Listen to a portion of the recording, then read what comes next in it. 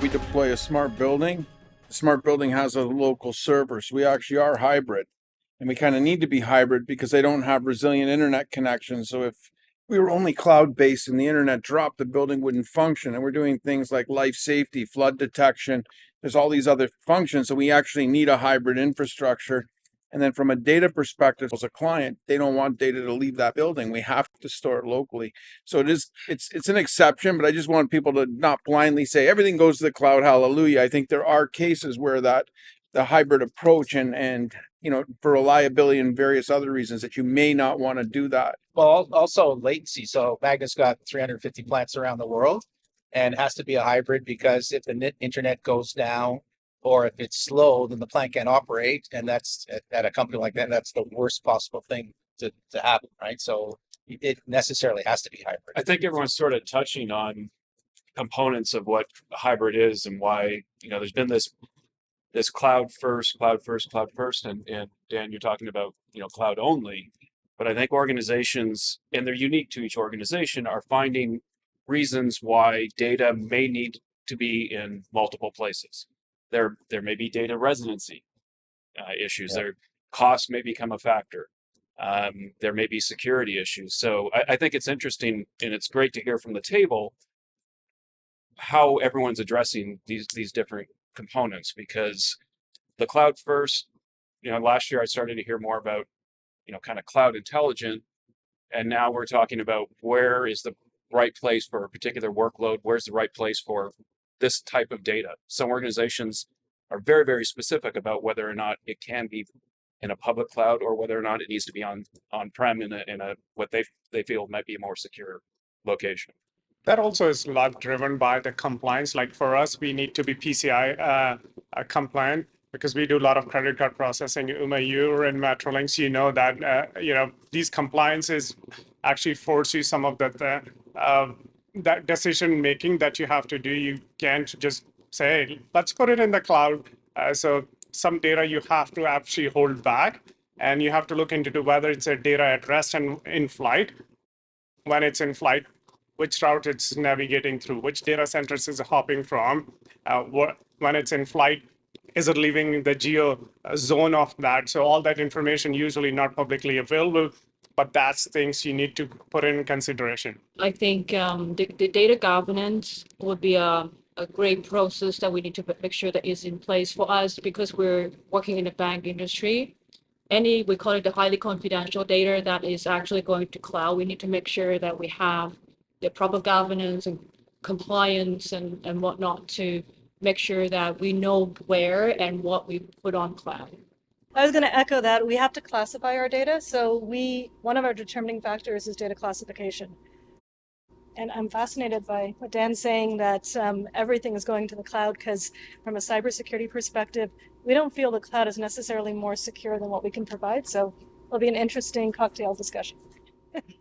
It will be. I would just say it's not just what we provide, though, it's what the public cloud providers also already have. So, I mean, we're all in on Azure, and they have one of the largest cybersecurity R&D budgets out of any company globally. A lot of RBC's close behind, right? Yeah. We look at the return of investment only through dollar. In many places, we have to go back to our CFOs and say, hey, this is the return of investment with the dollar.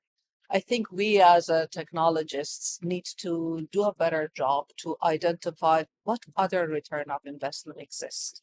The risk that is not going to happen is sort of a return of investment. The collection and trust that you get from your consumer, the additional customer that you get because you are in a better shape and stuff. These are all part of a return of investment that normally gets an orphan concept when it comes to go to cloud, not to go to the cloud as well. So there are room for defining what other, not green dollar, return of investment exists when we are considering where to go, where not to go. So like in my experience in doing digital transformations for multiple organizations, I was challenged with legacy, and legacy was from the inception of the organization. So 20 plus years. And it's hard to do that migration in a year to 2 years to 3 years, right?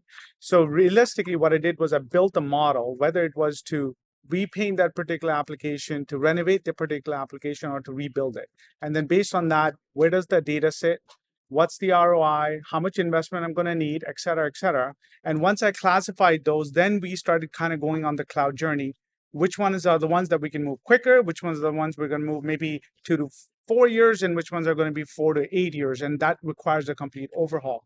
So I know we didn't get to cloud only. We definitely got to cloud first because of the legacy application stack and the infrastructure stack that I was burdened with on an ongoing basis. Now that's been an ongoing theme with legacy.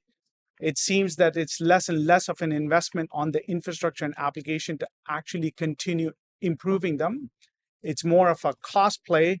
Give me a cost reduction year over year, and now I shall not invest anymore.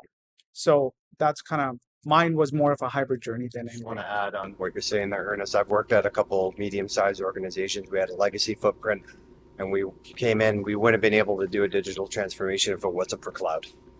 We wouldn't have been able to afford the capital. So with the cloud, we're able to actually then leapfrog from legacy to current edge technology for that business line. And then our strategy, similar to Dan's, was cloud only, cloud first. So we were able to do it a couple times at smaller organizations. The organization I work for now is within a larger organization, and it's kind of that journey for everyone to get there, but we were the first group. But then we found the costs were quite high, but again, the value is quite high. We're about 6x more efficient based on being on the cloud.